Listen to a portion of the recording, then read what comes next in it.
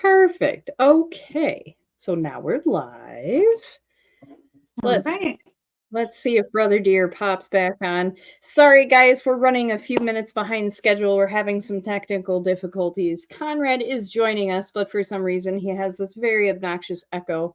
So we're trying to solve the mystery. For all we know, it's dead people. Probably not, but you know, there's an out for everything, right? But anyway, welcome to another episode of Tipsy and Witchy. We are minus one of us. I'm not sure if Donna is going to be joining us tonight, but hopefully, fingers crossed, she'll hop on. But in the meantime, we do have our wonderful, amazing friend. She's over here. There we go. Kaycee. She is an awesome person that I have met through Paracons, and she's involved in the paranormal. She's a huge advocate for pretty much anything she believes in, and she's just all around an amazing gal. So thanks for joining us, Kaycee. Well, thank you. I'm very happy to be here. Awesome stuff. So for those that don't know who you are, go ahead and give yourself a little biography. Let them know who you are. Okay. Well, we have an hour. No, I'm just kidding. Um, so, um, so I am a visual artist.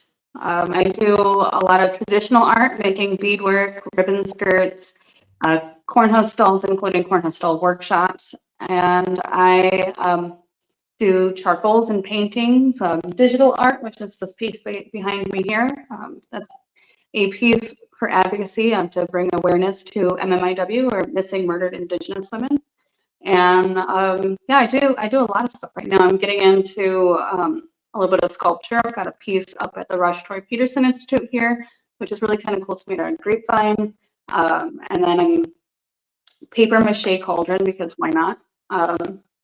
You got to have one. So we're working with that, and waiting for the landlord lady to see the floor, but we'll get it cleaned out.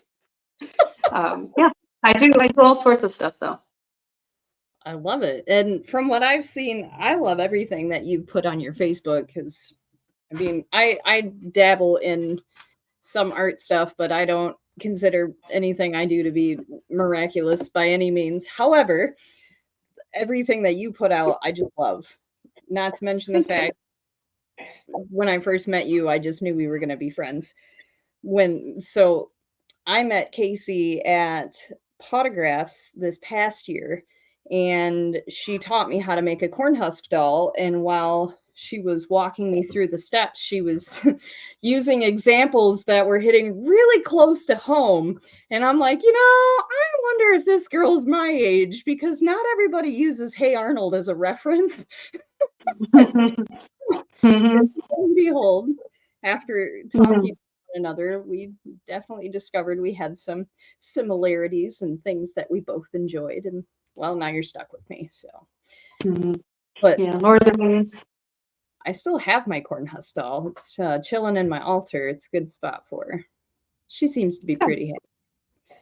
good. That and she's not getting chewed on by dogs. So, I mean, that's a plus too. Mhm, But I just mhm, really thought it was cool when I met you was just so how passionate you were, even just teaching me how to do the cornhusk doll, because like you kept it simple, but at the same time I could feel that it was something you really enjoyed doing. And that's just one thing that I was like, all right, I like this girl. She's pretty sweet.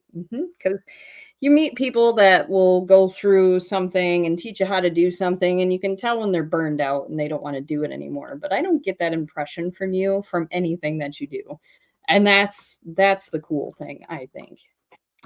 Thank you. Yeah, I mean, I've definitely, this last couple of years, I was doing a residency for the Jamestown Community College, and I did probably, well, easily over 50 workshops. Mm. And the Pontographs one was kind of tied into the mix of all that. And so at that point, I was definitely wanting to do other art. But it's something that's been passed down in my family. My grandma, my aunts, my great aunts actually, they used to win awards for their cornhusk dolls. Oh my And god. so, Yeah, so I mean, it's just really following in their footsteps and keeping them just a part of our lives. So Yeah. I wish more people would do that. I mean, I've told you that before too, that I wish more people would be just as half as interested in their culture as you are, because that's why we lose so much history, I think, because nobody just Mhm. cares. Mhm. Yeah, well, Yeah. and both my parents are very creative. Actually, in this room here, I have some of my mom's beadwork, and then some of the woodwork that my dad used to do. Actually, let me grab that because you're gonna really like it. Ooh, perfect. Welcome back, Conrad. Thank you. Am I echoing still? Not that I'm noticing. Oh, it's a whale! Mhm. I love So it. he, it's Willie. So I don't know if you can see that there. I'll do a hand thing. I don't think that's gonna work though. Oh, Um, no. and then on the other side, it says Kaycee. Oh, Um, And it's kind of cool too because so my gallery space is called Kayco, which is Willie's like real name. I yep. argued with my sister when I was little about that though, because his name is Free Willie. Clearly, it says it right there. But his name is Kayco, and my first name is Kaycee, Kay, and then my last name is Colburn, Co. So I merged the two. So I very happy to have that here. Bring in some of my dad's art too, because he was super creative. And yeah, so I have it sitting over here on a shelf. I thought I'd show you. I love it. That's what sold me with you when you brought up Keiko, because I'm like, wow, that sounds like the killer whale. And anybody who knows me knows killer whales have been my favorite animal since I was like this big. So I was True like, story. oh shit, this girl likes killer whales. Yep, it's solidified now. You Oh, know, I love it. Tell us a little bit about Keiko. so it is um, really it's just become me. It's a place for me to showcase my work, my family's work. I've had an intern here. Their name was Grem, and just a fantastic ceramist. And then also, like, I was teaching them beadwork, so they picked that up like incredibly quick. So I've had the privilege of being able to do that, but also showcase my sister's work, my mom's work, my great grandma's, my great aunts. That's been pretty cool. And then I've got kind of like a couple of rooms that are dedicated to the culture, so providing the Seneca culture here, because it's such a cultural desert here, which we're only 30 minutes from the reservation, so it's really weird that we are such a cultural desert, but we are. And so I'm trying to fill that gap, but also walk a thin line of being tokenized, because that's something that quite often happens. When people find out that you, in my case, are Native American, that's usually all that they want and all they want to talk about. And then once you start doing anything else, it's like your value, you don't have value anymore. And so I'm going to be in the main gallery doing my Haunted Spaces exhibit, which will have charcoals and all sorts of really cool spooky things in there. My dad used to paint on glass, and he would do these really cool paintings. My uncles, his brothers, also did that too. And so what I've done is I had this really big sheet of glass that I don't even know where I got it from. It had to have come out of a big frame somewhere. I don't know. It was in my yard. I decided to put it to use, and I've turned it into a giant glow-in-the-dark tarot card, which I'm super, super thrilled with. So. Ooh, that Cool. sounds awesome. Mhm. Have you made So a specific tarot card? I did the death card. Ooh, yes. Yeah. It's one of my So, favorites. and then with it's really cool because I use two different types of glow-in-the-dark paint. So I actually used glow-in-the-dark puffy paint because that's like very vibrant. It doesn't need a lot of time for the light to like make it glow in the dark. And then the other glow-in-the-dark paint, it requires the black light. So the Reaper in it, you actually don't see that until the black light's on there. Oh, that's So cool. it's really, I'm very pleased with it. And it's just about my size, so it's almost as about 5 feet. So yeah, it's pretty good. Oh, cool.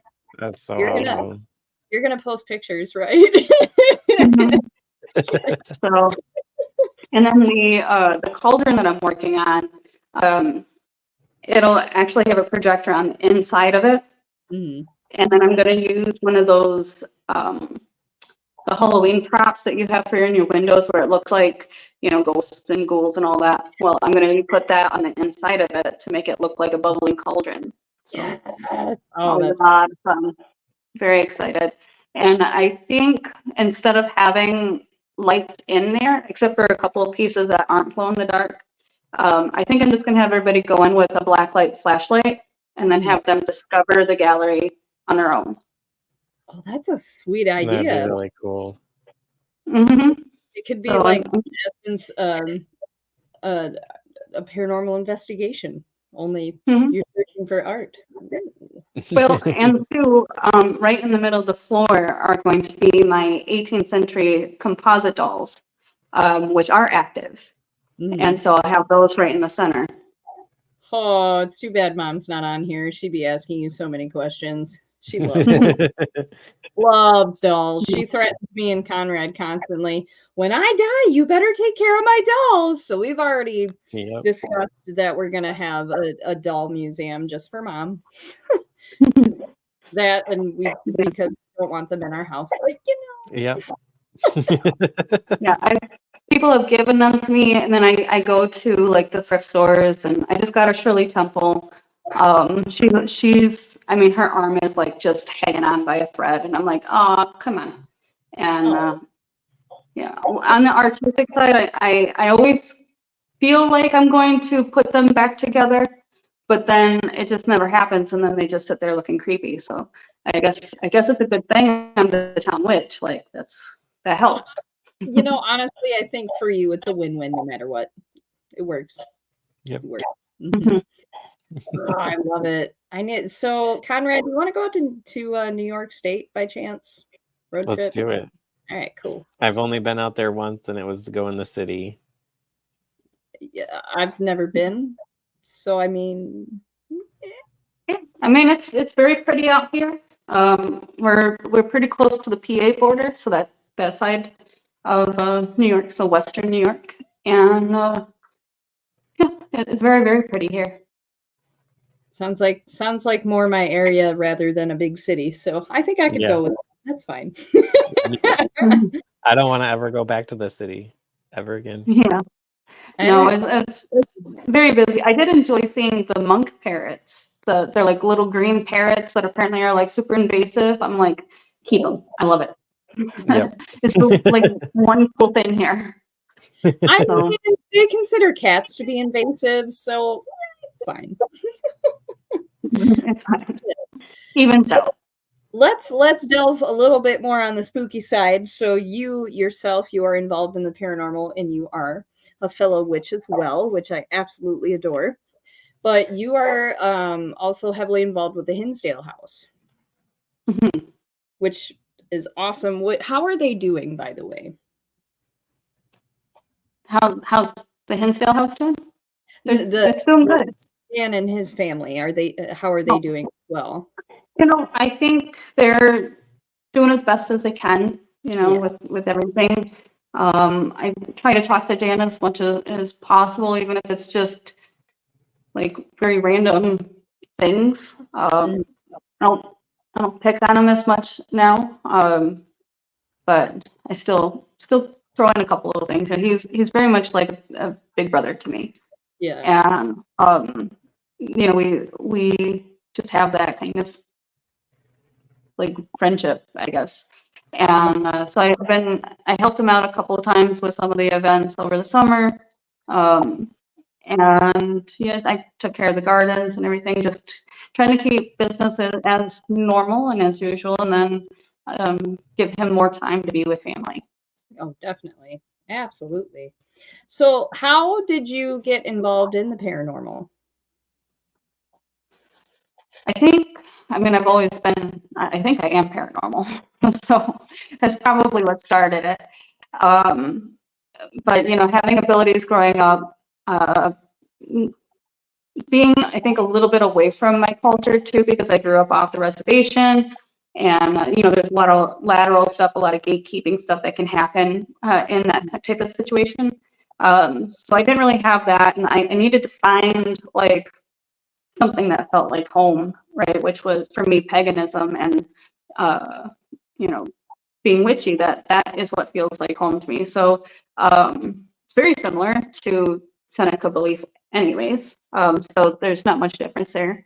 But then just realizing that not everybody had the same gifts that I had and that I was talking about. I had a lot of family members that would say, "Oh, just ignore it. Don't listen to it. Don't give it any attention," which just maybe seemed helpful for them, but it wasn't helpful for me. Right. And so I needed to have a little bit more guidance and a little bit more understanding of it. And then, of course, then TV shows like Ghost Hunters, Ghost Adventures, all of those came out and really made it so that I wanted to kind of do this type of thing. And I figured going to locations that we know some of the story is a little bit safer than opening myself completely up and, to stuff that I maybe don't want to.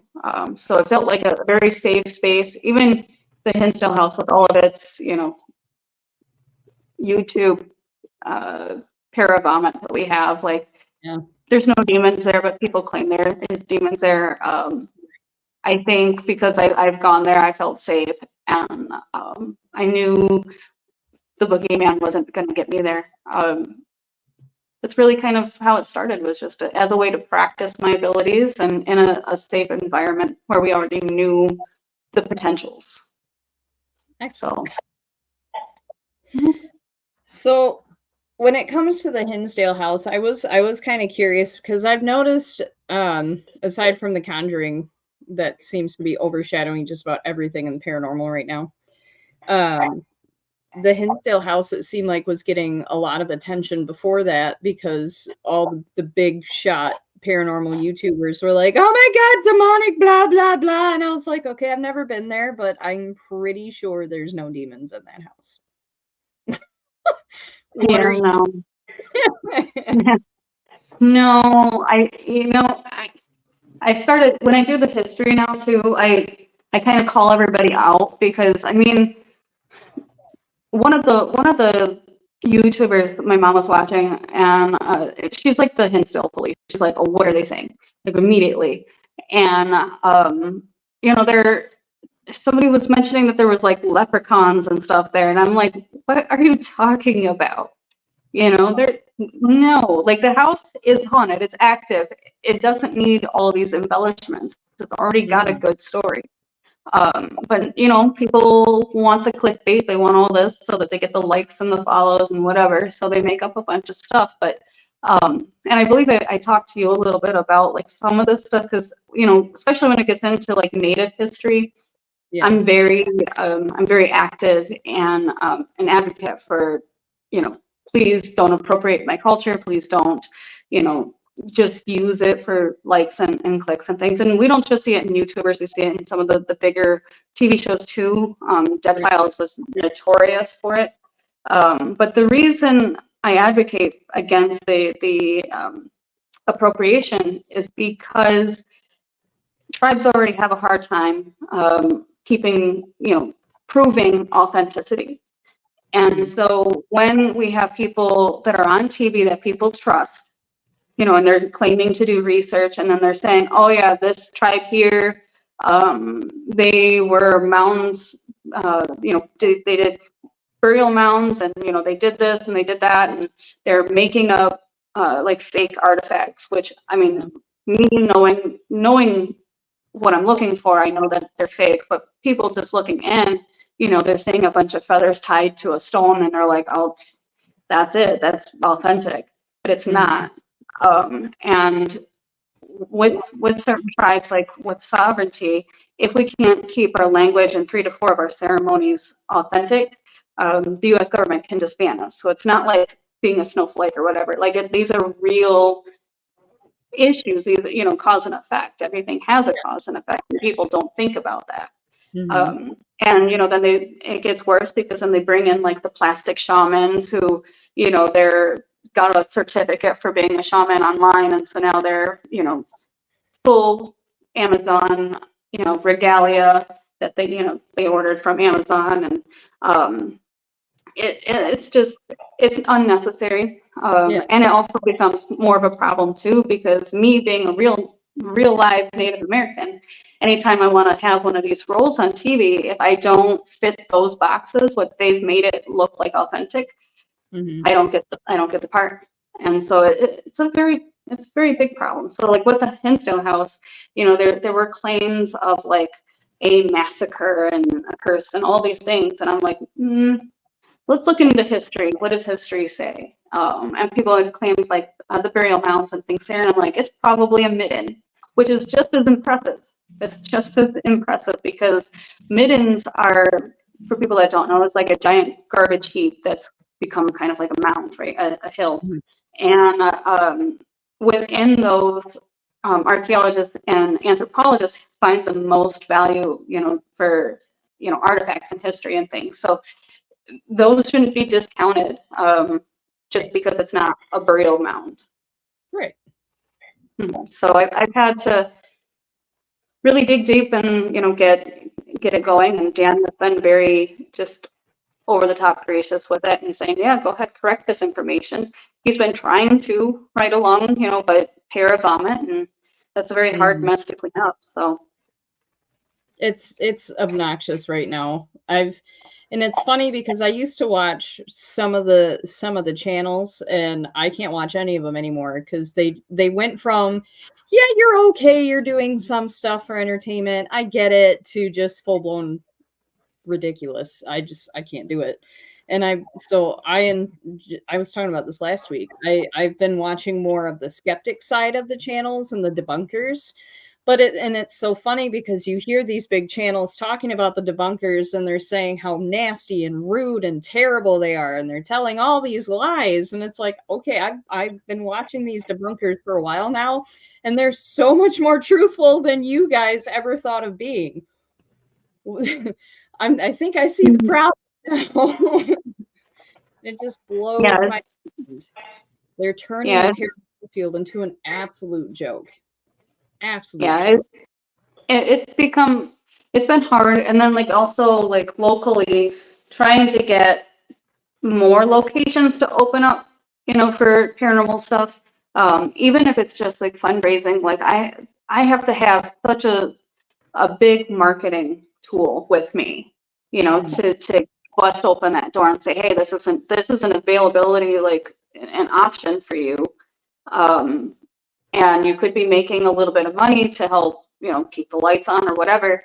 And they still have, a little bit of hesitation towards it. Some locations, like, they don't want to be like labeled as haunted and all that, which I get. But a lot of times if it's a much older building, people are already, you're already, people think you're haunted. They probably already have Bigfoot sleeping on your sofa there. So I would just not worry about that so much. Yeah. And I've been noticing that too. It seems like people are starting to fabricate haunted houses and going into locations and making up all these stories. So I feel like in the near future, we're going to see more of the haunted locations putting some really harsh stipulations in their agreements. And I know a couple locations have already started doing this where they will tell them flat out, you're signing this piece of paper and you are not allowed to say demon or anything related because that's nonsense. So I just feel like that's coming for a lot of places. Yeah. Well, I mean, I want to believe that people would sign it and then like follow through with it. Right. There would almost have to be like a legal repercussion for it, which I don't even know where, I don't know how much a court is going to listen to it, because you're going to use the word demon and they're going to be like, okay, we're done with this. But like with the Hinsdale house, like Dan does request that people don't do anything without his permission, regarding like magic or anything, and people do all the time. I'm almost anytime I go there, like finding something that I have to clean up. This last time there were bird feathers placed in a circle, a perfect circle, and one on each corner of the house. Well, three of the corners, so a triangle around the house. And nobody had permission to do that type of thing. And you know, it just goes to kind of really show you. I mean, I also there was some witch that decided to leave bags of salt on where my gardens are there, which, you know, is now going to bleed from the rain down into the soil, killing off my plants. I'm like, I'm putting hundreds of dollars into these gardens. Maybe maybe don't. Like, that's an option. Yeah, or at least if you're thinking of doing said thing, ask. You know, and be a human being. Yeah. So I mean, people do stuff like that all the time, though, and it's like, I mean, the one time we went down in the basement at the Hinsdale house, and somebody had a pentacle, right? Which I'm sure they probably called a pentagram, and it was probably satanic, and it's not. So there was a pentacle down there, and I'm like, why? Who told you can paint on the floor, like in the basement? On the floor. Yeah. And so, you know, it's just a dirt floor, so it's easy to get rid of, but like, why? Why would you do that? And, still, you know, but they go there and they think, oh, nobody else is here with us, so I can just do whatever I want. And it's just not the case. And if they are summoning anything there, like, you're not thinking about the people who have to take care of the place, right? You leave, and then you're leaving just the caretakers with whatever, and they don't have a clue of what you've done. So it's just, I don't know why people have to do that. Like, that's not research. That's not investigating. No. And these same teams, like, if they're doing it for protection and stuff, if you're that scared, don't go to these locations. Exactly. Yeah. That's always the first thing I tell people. Like, if you really want to participate on any kind of paranormal investigation, if you are going in with a mindset of fear, you're not going. You have to go in not only level-headed, but preferably objectively. You're not going in with these thoughts that there's evil on the property. That's not how this works. Like, stay home. Keep your irrational fear with you, and then we'll do our thing. When I first really got involved with everything, and after I met Dan and Tim Shaw, he actually one of the first things that I loved him, so I just put that out there. I love the guy. He's brilliant. But one of the first things he said to me was, you know, when you're doing this kind of thing, you have to be damn sure that you're the strongest thing in the room. You're the scariest thing in the room. And if you're not, then you shouldn't be in there. And you know, that's resonated in so many different parts of my life. I mean, I'm doing all sorts of advocacy and everything, really putting myself out there. I'm fighting a lot of fights, so I've got a lot of target on me. And I wouldn't be able to do any of that if I wasn't absolutely certain that I could do it. Right. So, and you've got the confidence to pull it off. So, yes, ma'am. I don't know where it's come from, but it's renewed, and I'm happy to have it back. That's for sure. It's in your blood. You got this, man. My ancestors. That would be, I believe, Corn Planter and Red Jacket. So that Red Jacket, we might not want that one to come out. So, I'd love it. he was witty though. So, Conrad, you're awfully quiet down there on the bottom of the screen. Well, I'm fighting with my laptop this whole time, so it's trying to shut down this whole time, and I'm like really hoping it doesn't. Not in the middle. Yeah. Not again. We think technology Mercury does not like me. What'd you say? I said Mercury is in the oven. something. I don't know what's going on right now, but I've about had it. I was complaining to Kaycee before we went live because the last God knows how many years I've been planning on finally getting my 12-foot skelly because I desperately want to put one on the roof of my house and just be the freak of where I live, right? And every time I go to get ready and to buy one, adulting happens and something goes wrong and I have to replace a refrigerator. I have an electrician coming out. My dog had a seizure. Dog is okay. But like everything just happens at the same time. And I'm like, all I want to do is get a 12-foot skelly and a new tattoo. Is that so much to ask? 2 simple things, please. That's all I want. But no. That's all. And rant. I'm gonna go ahead and digress from that topic. But now you need the puppy that goes with the skelly. I know, and that was on the list too, but they're both gonna have to wait. The 12-foot skelly on the roof, and then the dog like putting his paws on the eave, like trying to get up to him. That'd be so cute. Or since I have huskies and huskies have done this, I could put the dog on the roof and the skelly reaching up to the dog. There you go. Yeah. Now we're cooking. Mm-hmm. Here you go. I think Kayco needs 12-foot skeletons. I think so. And actually, in the storefront window thing that I got, I bought one of those the black skeletons with the lights in the eyes from TJ Maxx. They're like $30. I was like, hey, you can't beat that. So she's got it's a she because it's me. So she's got an artist mock on and the paint palette and it's a whole thing. It's really cute. I'm sure it's making a lot of people mad because it's not Halloween yet, but it is. It is Halloween. Okay. I usually don't let that happen until after my birthday, but this year it's been like coming early. I've been wanting it early. Like everyone's like, oh, Christmas in July. I'm like, no, Halloween year round. Yes. Yeah. No, we need it. Coming out. Go ahead. I'm sorry. I said, no, I was just saying we need it. I mean, it's Spirit Halloween and all that could be open all year long. I don't even know what my house would look like, but it would be fantastic. Yes, it would. And I was telling my friends, because I've been seeing Halloween stuff sneaking out in some of the stores. I'm like, home decor season's coming. Yep. Oh my God. Joanne Fabrics. That place is expensive and I'm going to be broke. Oh, no. That's the best. What about you, Conrad? Any Halloween? Hobby Lobby's going to get me.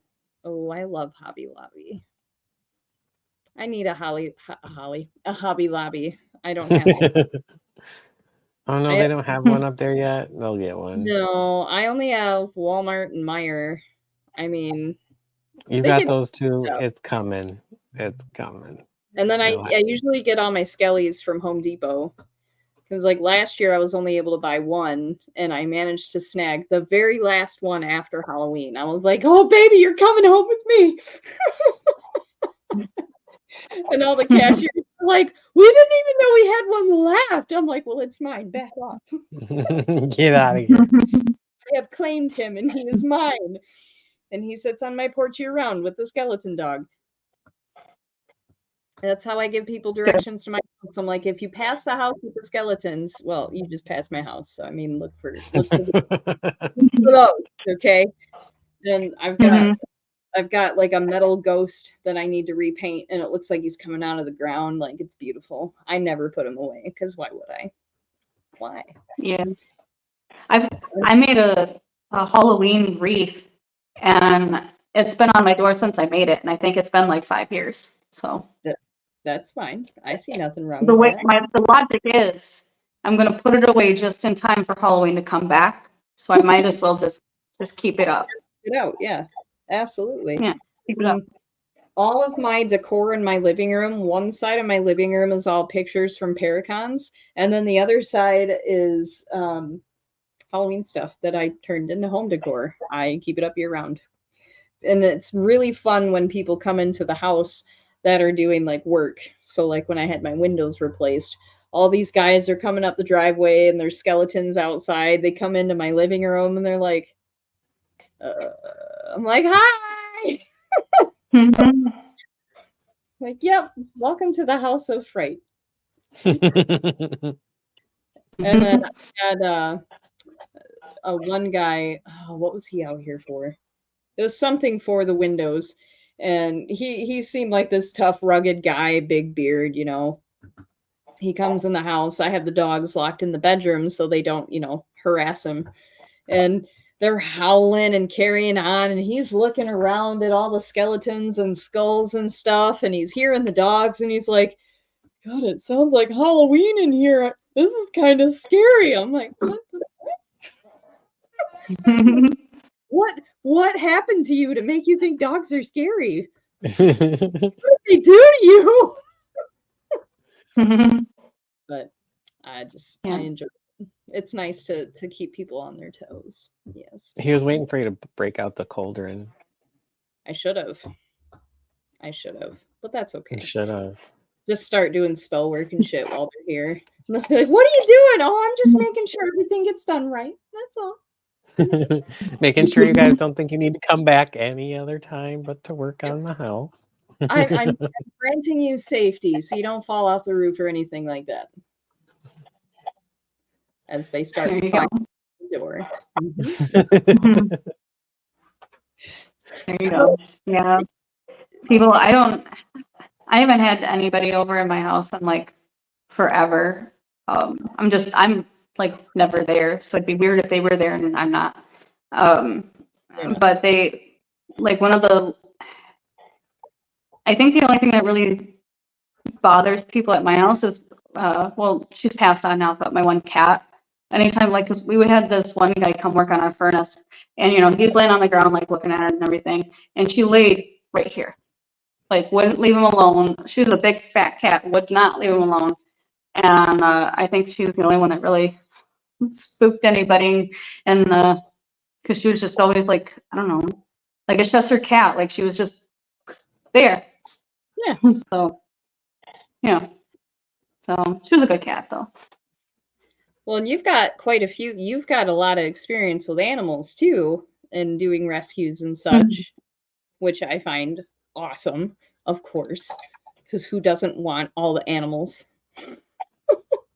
Crazy people. Yeah, I definitely have a little mini zoo, so that is okay. I think it's, well, yeah, it probably does have something to do with some of my ability, because I do, like, I don't even know what you would call it, but I'm not Dr. Dolittle, but I can communicate with animals. So, and that's what got me into like doing dog training and things like that. I can, I don't know what else you would call it, but like when a dog or a cat has like diabetes, I see something in them and it just, I know immediately. And then, I mean, I used to work at the Humane Society, and every time they would test, after I would say, hey, you need to test this animal for it, it would come back positive. So I just have like a really weird, strong connection with animals, and it has really bled over into my home and everything. And I have macaws and rabbits and everything. Like it's a little mini zoo. I know how that is. I was gonna say, you and Conrad have something, a few things in common, because when he does readings, he connects a lot to animals. So you guys could probably talk about that. Yeah, I Yeah, do. I do yeah, a lot of late pet readings for people, because animals tend to always come through for me first for people, just because I have a really good connection with the living animals. Yeah, I do. I get that too. Weirdly enough, like especially like I've noticed a trend where if it's a lab, it's almost always right there. And I feel like it's just that's the way they were in life, and that's the way they are, you know, afterwards too. It is interesting too because like with my late Pyrenees, his name was Cola, Milo Cola, which means I am friend. And I mean, he was just a fantastic dog. I mean, he was a butthead a lot of times too. He was a Pyrenees.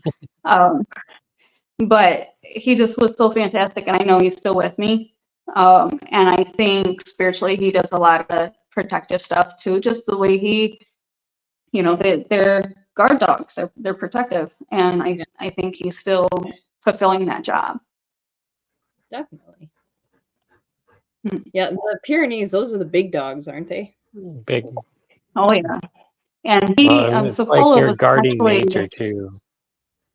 yeah, he was 180 pounds. Okay, cool. His back came up to my hips, you know, when I was standing. He could stand and just look out the door. He didn't have to, like, you know, be up to do it. And, you know, I had a St. Bernard too. Her name is Zoe. She was a sweet, sweet girl. She was kind of like a pocket saint though, because she was only about 109 pounds, and they're supposed to be bigger than the Pyrenees. So I think she was probably mixed with Golden or something that makes them pocket sized. And so she was super sweet, but people, because of, you know, there's certain biases with dogs and dog breeds. St. Yeah. Bernards went through things very similar to what people consider a pit bull now, right? Or a Rottweiler.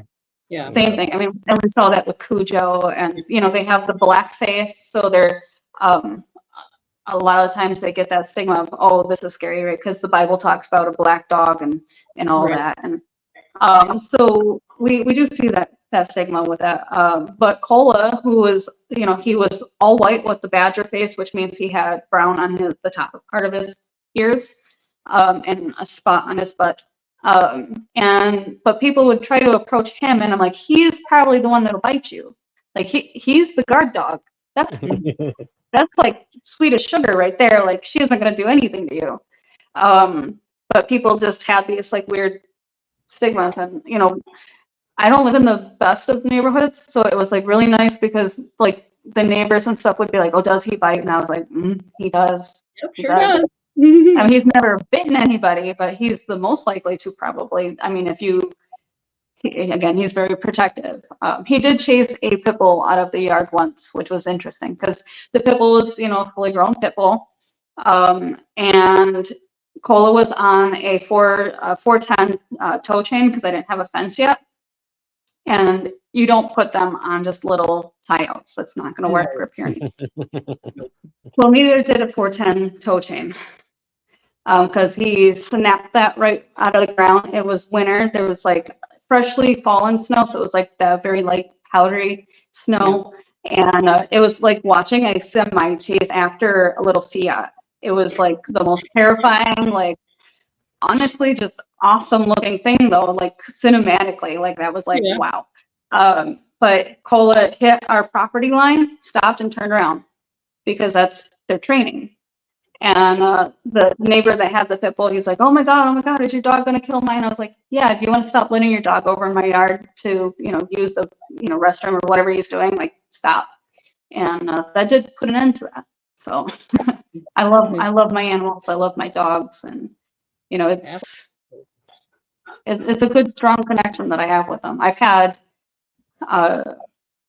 numerous amounts of wildlife. I've had a pair of baby hawks that would come to my yard, and I actually taught them how to swoop down and get their meal, which was a lot of fun.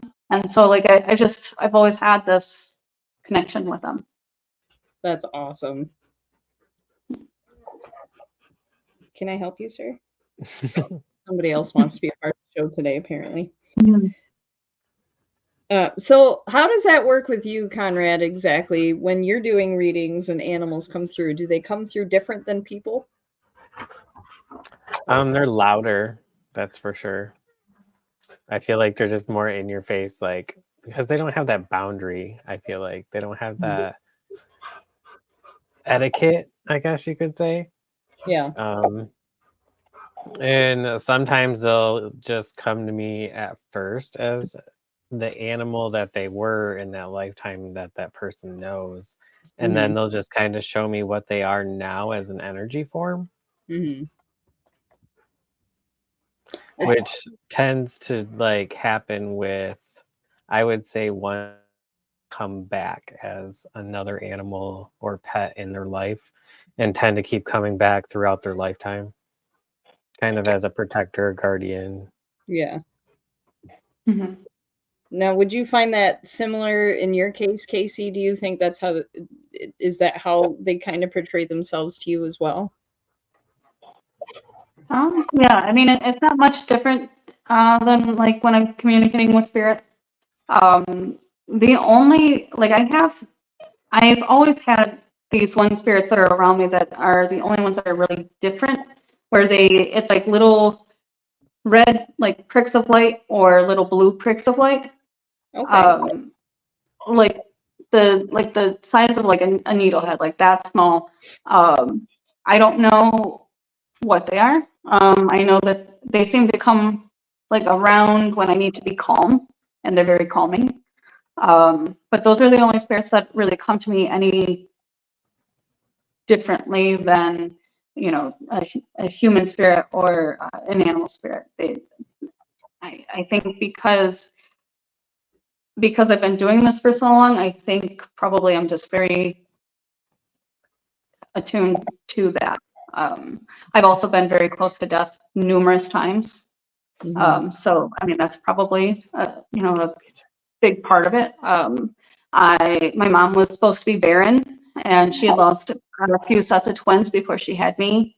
And then I came premature. I wasn't supposed to make it like 11 days after my birth, and just a whole lot, because I was premature. So I had like basically no lungs, like, and no cheeks. And so I couldn't eat, and I had a hard time breathing. So I had that. And then the car accident, and, you know, a few little being a stupid kid things and in between there.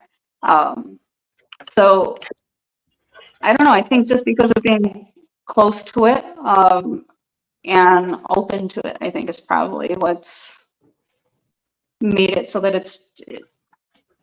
there isn't much difference for me. Yeah, that makes sense. I do love that. What is the kitty's name? This is Jasper. That's Jasper. It's Yeah, wonderful. named after the stone. That's Jasper's butt. Yep, look at the hole, everybody. The typical cat saying hello. Get out of my face. It was okay when you were licking Definitely me. orange cat behavior. Yeah, for sure. Yeah. I have a thing for ginger kitties and dogs. I have a strawberry blonde terrier, and I have 2 ginger kitties. I have Jasper and I have Jax. Perfect. That's cool. Yeah, well, he's very Jax handsome. is obnoxious. He says thank you. And he knows. Always do. Before I forget to bring it up, you had mentioned to me, Kate, you are looking at putting together a psychic fair. Yes, I am. So that'll also, so the Haunted Spaces exhibit, the artist talk will be in October, and then also the psychic fair is coming to Jamestown again for October 19th. It is going through the Hotel Jamestown. The venue, though, is called the Crystal Ballroom, and it's really kind of cool. So if you don't know any of the history of this area, I say we very loosely, but we, I guess, as a community, are very happy that we are the hometown of Lucille Ball. And so Lucy and Desi both were very like frequent at the Crystal Ballroom. Desi would actually play his orchestra and things there. And then the top level was their own suite. So really kind of cool connection to the history of Jamestown. Very beautiful ballroom. So I'm very excited to be bringing it back there. That's awesome. That is cool. I would definitely brag about having Lucy like in my building. Like that just hell yeah. I think just because she's just everywhere here. Like she's painted on the sides of buildings and everything. I think I'm just kind of like, oh yay. How could I forget?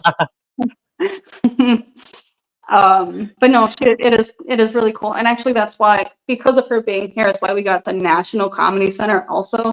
I've only been there like once. And it wasn't even it was for like a different event. But it's really super cool on the inside there too. Yeah, it's really, Jamestown really does have a lot to offer in the way of like museums and things, and people just don't really, they hear about Buffalo, right? Mhm. Or Erie, and they don't really hear about Jamestown. And so I am hoping to bring more attention and things our way and connect the entire town using the paranormal as that like catalyst, right? And because we have Lilydale, which is like just 45 minutes from us. Yeah. And do you guys know what Lilydale is? Okay, so, and I think I might have briefly brought this up to you before, but I had heard of Lilydale from Supernatural because it was in an episode, but I didn't know it was a real place. I thought it was just something they made up for the episode. So when I heard you talking about it, I'm like, wait a minute, that's real? I had Mhm. no idea that was an actual place. Yeah, so Lilydale, it's a kind of a little community of itself, and it was started by the Fox sisters, who were like a world-renowned sister trio that were psychic. They went around places. They ended up um, getting tired of each other, and things kind of divulged there from fighting and all that. But they were part of the spiritualist movement that came through here. And here in Jamestown, we have a coffee shop that's called the Labyrinth Coffee Shop, Labyrinth Press. And in the basement there, they used to publish a magazine called The Psychic Observer. Nice. And so we have that here. There's the Lincoln something memorial, which is a funeral here. And they didn't want the bodies to come up above. So down below them and throughout the town, we have a tunnel that goes to where the old morgue used to be, because they would go from the morgue underground to the funeral home. And it was built during a time that like funeral homes were very luxury, right? So this was like the only funeral home. And it's, still pretty well preserved. I would like somebody to buy it so it could be a little bit more well used, perhaps. It's a fairly decent sized building. So we have such rich history here, especially with the macabre and, psychical everything, that I just feel like it's called the Crystal Ballroom. That I think right there is pretty on the nose. And so I'm very excited to bring that back to Jamestown and I don't know, provide some safe spaces for our non-Christian community members that are here, because we don't really have any representation. Certainly they are still, welcome and safe in these spaces, but it's not always the other way around. Right. So. Right. And, and if I just wish, my biggest pet peeve, like, I have friends of all religions, of all spiritualities, as do all of us. And one of my biggest pet peeves, though, in particular with any kind of Christian based religion, and it's not necessarily my friends, but it just the ones that will go to church and speak the word and follow the Bible, and they talk about how they shouldn't be judging their neighbors, but then they turn around and they judge their neighbors. So it's like, stop it. Mm-hmm. Like, you're being a hypocrite to your own beliefs. Like, even though we're paid, you're a Christian, that doesn't mean we're the devil, and it also doesn't mean we think you're evil. Like, we can still be friends. Mm-hmm. Well, I tell you, it can be difficult, especially, I'm Native American, and I'm also pagan, and I'm also a young woman. So, and I don't have children, and I check off a lot of boxes that they don't necessarily care for.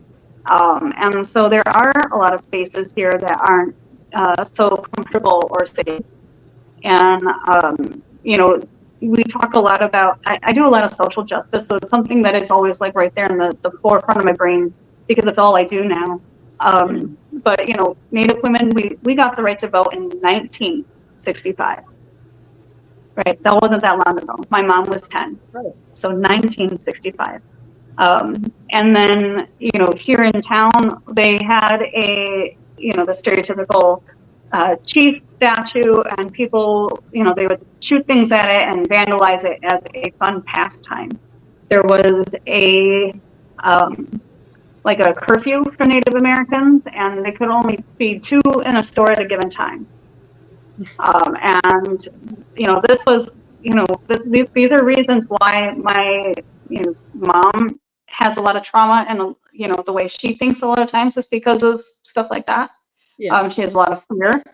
And then like we've come some far, you know, but we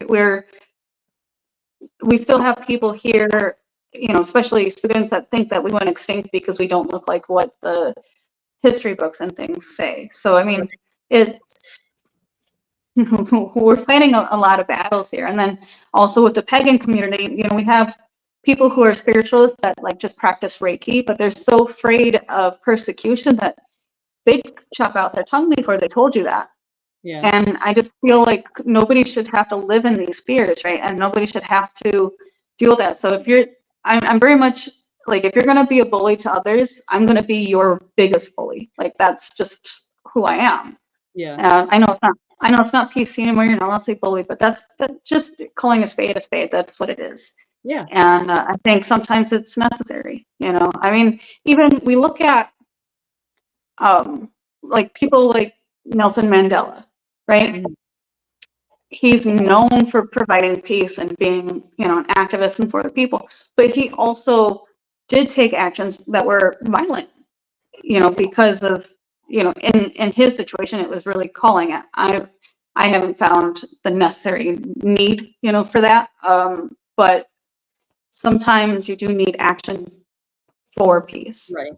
Yeah, absolutely. I mean, I think that's why, unfortunately, sometimes wars break out, because some things just don't change unless there's a giant action, and that's just the sad part of it. God forbid there to be another kind of war to get any kind of results that we need, but who knows in this day and age.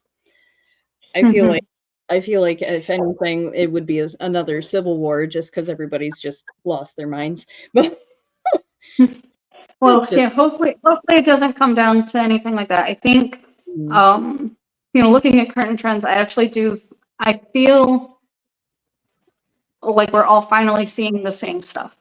Yeah. And so I feel like there is like a lull in everything, and now maybe we can finally start having conversations and talking to each other again. And I just, maybe that's just hope. But I am very hopeful for that because I love talking to people, and I'm not one that like you have to have my opinion and my belief and that's it. Like I don't work like that. But if I see you hurting somebody, I'm gonna stand up for that person. Absolutely. And I tell everybody, like, we may not have the same agreements, we may not believe in the same things, but it doesn't mean we can't be friends. You know, exactly. And I pointed this out on another show. Me and Conrad have different agreements and beliefs, and we still love each other. But that's the thing. We can have discussions. We don't have fights. So that's supposed to be the beautiful thing. It doesn't matter if it's about the paranormal, religion, politics, whatever it is. Everybody has a variable thought on how they feel on everything. But can't we all just agree to disagree and have healthy educational discussions and stop attacking each other just because one person likes something that you don't? It's just, it's a scary time to be alive. I just tell you what. And I mean, how boring would it be though if everybody, I think I'd probably be more annoyed, honestly, if everybody agreed with me about everything. I feel like I would be super annoyed with everybody and I wouldn't be very pleasant. No, So, it would definitely be boring because everything would be so monotonous. Like we need to have variety. We need to have different things. I mean, diversity, like that's good. I mean, and that's what our country is all about, and what makes us, I think, one of the greater countries. That's why yes, I like it to be called home. right, So, exactly. But we can't. We can change the world in our own way, one step at a time. Well, we have killed an hour, my friend. Tell everybody how they can find your wonderful studio and where they can find information on upcoming events. So right now, I think everything should be on kayco.art. So KAYCO.art. And I do have a website just for myself, which is KayceeColburn.com. I'm still working on that one though. I don't know what happened with it, but it decided, bloop, all of its stuff was gone and I have to fix it. So Oh, I don't know.